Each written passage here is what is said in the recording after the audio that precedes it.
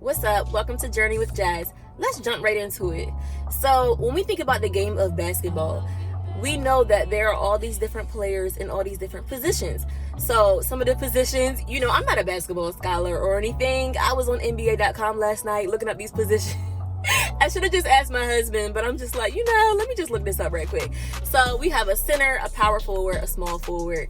You got a shooting guard, and you have a point guard. So those are the 5 positions of the players that are on the court.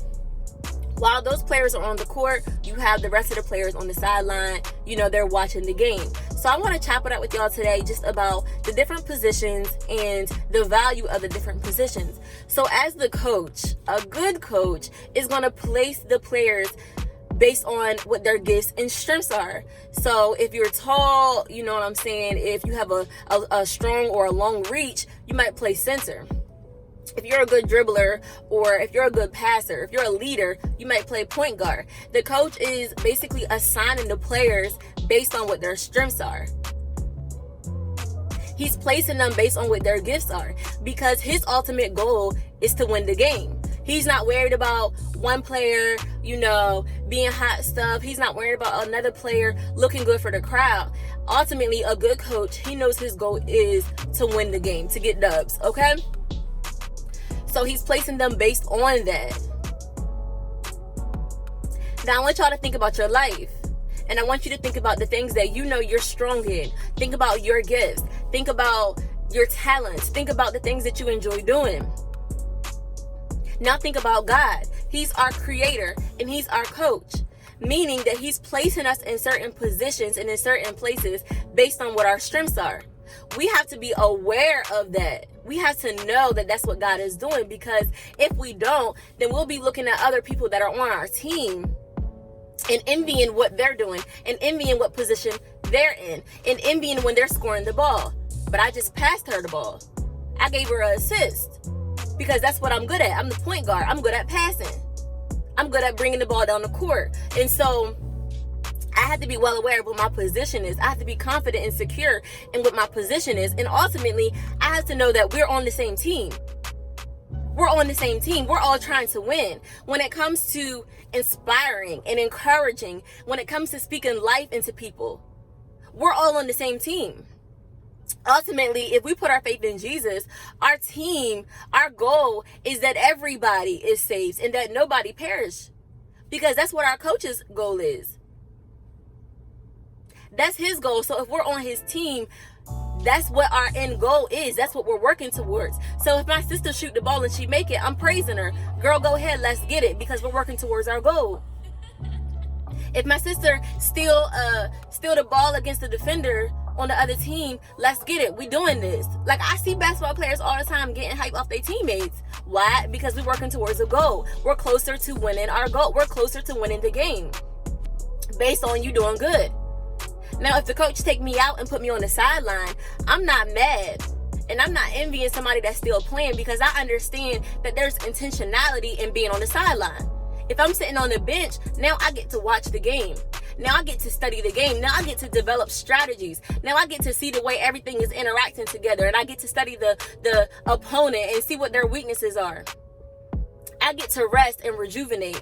So while I'm sitting on the bench, I'm not envying my sisters and my brothers that are on the court. I'm praising and cheering them on. I'm encouraging them while I'm studying, while I'm resting. It's a good position to be on the sideline. People clown people that are on the sideline. But if my team is winning, why does it matter?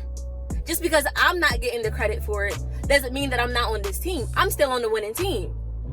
So I just want us to win. We live in a culture where it's all about the stats. It's all about the stats. How many rebounds you get, how many shots you get, how many foul shots. What LeBron do last night? How the Lakers do last night? Who was killing last night? But ultimately, what does it come down to? Who won the game? Because that is what a team is supposed to do. When one player is trying to play center, power forward, and point guard, he's called a ball hog. Why? Because he's trying to play everybody else's position. Sis, what's your position? What are you supposed to be focused on in life? Are you trying to do what everybody else is doing? Are you trying to play multiple positions, looking at what everybody else is doing and trying to do this and this and this? God needs you to get in your position. no matter how insignificant you may feel like it is. A power forward, to me, is a significant position. They kind of stand in the middle and they get the rebounds and they make the layups. But it may not be that significant or talked about to our culture or to whomever. I don't know. Like, this is not really my lingo, so I'm doing the best that I can. But at the end of the day, there is a specific person who's supposed to play power forward. The coach might take him out and put in somebody else to play that position. So you might see somebody that's doing something that's similar to what you're doing. That does not lessen what you're doing at all. You got to sit down. You got to rest. You got to study what they're doing. You got to study how they're moving. You got to take tips and notes from them so that when you get back in the game, you good to go. And another thing we have to remember is we don't decide who should be in what position. You know, people in the audience be like, oh, you know, put LeBron over there. Put Dwayne Wade over there. You know, I'm just throwing out stuff, y'all. Look, it ain't me. I'm not the one. But at the end of the day, the players don't decide what position they play in. The coach does. So I can sit back and be like, oh, such and such should do this, or such and such should be here, or such and such should be moving like this. That's not my job. It's God's job to say what position we're in. God's job to determine who's playing in the game, what 5 players are playing in the game, and who's sitting on the sideline. And when you're sitting on the sideline, make sure you stay ready. Stay ready so you don't have to get ready. Be studying so that when you jump in, you're not flustered by what's going on. You're not flustered by the pace of the game. Don't pout and be upset that you got taken out, because us in our pride, that's what we do. We got to be ready for when God says, all right, I need you here. All right, I need you to be doing this. Sometimes God has to sit us down to allow us to examine ourselves, to allow us to examine our hearts. Are you discontent with sitting down? Are you discontent with not being in the game and getting all the attention and all the shine? Are you jealous of people who are getting shine? Well, you have to examine your heart, because at the end of the day, you're only in the game to help the team win the game. It was never about you. It was never what you could get out of it. It was never the clout that you got and the popularity that you got. It was never about bringing fame to your name. It was always about winning the game. It was always about giving glory to God. It was always about pointing people to Him, and that people would confess and people would see God in you.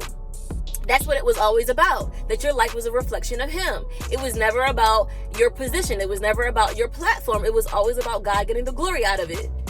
If you're mad about sitting on the sideline, that means you think it's about you. That means that you think your worth is in how well you're playing, when it's not. Your worth is the fact that you're a member of the team. You're a teammate. That's what your worth is in. Whether you're scoring, whether you're getting assists, getting rebounds, passing the ball, doesn't matter. The goal is that we win. We want to win. Sis, we want to win. You're my teammate, sis. Pass me the ball. I'll shoot this time. God might change my position on the next play. Stay ready so you don't have to get ready. I want us to think about what our positions are. Think about, what am I supposed to be doing right now? What am I assigned to do right now? What is my task? If you're feeling lost, begin to think about the things that you're good at. Begin to spend time in God's presence. Stop trying to go throughout life figuring everything out yourself. Stop depending on your own intellect. Some things you can't figure out. Some things you can't figure out. Sometimes you can't get into the mind of your coach, but you got to understand that he's working for the best interest of the team. Go talk to him. Go talk to him in the locker room. Go talk to him in his office. Ask him, what am I supposed to be doing right now? How can I be of most value to you right now? Value to the team right now? Am I a cheerleader? Am I on the sidelines praising my other teammates? Or do I need to get in the game? Our generation, we have to be secure in our positions. We have to be secure in who we are. And knowing what team we are. Knowing who's on our team. Because we're all working towards the same thing. We all want the end result. If you're a believer, you want other people to come to Christ. And to know this newfound love that you found. To know God the way that you know Him. But if you're stuck on comparing yourself to other people and comparing platforms and YouTube and podcasts and websites and businesses and all these different things, if you're stuck thinking about all those different things and it's keeping you from moving forward, realize that you need to know what your position is, and you need to play it to the best of your ability. And know that anybody that's working towards the goal that you're working towards, they're your teammate. So let's work. Let's work. Thanks, guys, for tuning in with Journey with Jazz. Until next time.